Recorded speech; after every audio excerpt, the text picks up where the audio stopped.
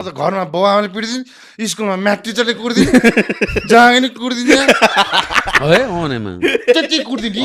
पिटेर सबैजना मलाई मेरो आमाले कसरी कुटाएको छ थाहा छ एकचोटि? बाबु त्यो कुचो लिएर आएछ अरे होइन, कुचो लिएर आएको त्यही कुचोले मलाई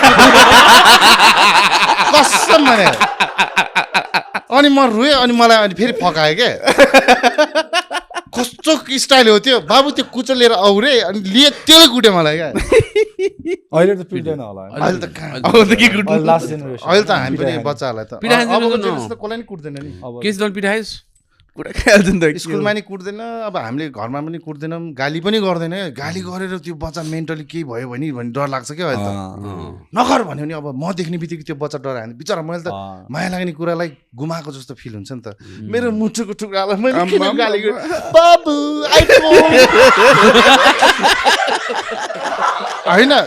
अब छ त दिनु पर्यो नि आफ्नो बच्चालाई खुसी पार्नु होइन। Don't cry, take this phone, don't cry. हुनेले त्यो नहुनेले के ढेँडो डल्लो गुडायो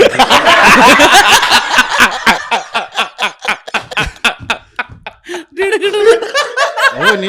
अब हामी पनि सानो बेला हुँदाखेरि त्यो हुने खाने होइन, त्यो अङ्कल आन्टी पनि रिच भएको दलालहरू होइन।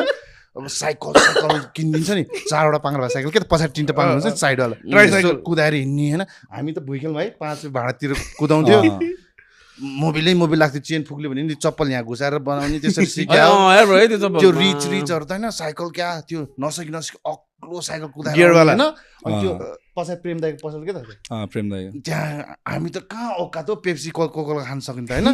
त्यहाँ आएर होइन कोका, मेरो आँखा अगाडि कि त्यो बच्चाले होइन फुच्चे थियो मभन्दा। अनि बेसी लामाहरू आउँथ्यो, त्यसको आफ्नै साइकल के, आफ्नो साइकल हुनु त ठुलो कुरा होइन। साइकल रोकेर होइन पेप्सी दिनु होइन, पेप्सी लिएर त्यसले घट मुखमा हालेर कुलकुल गरेर फालेको भने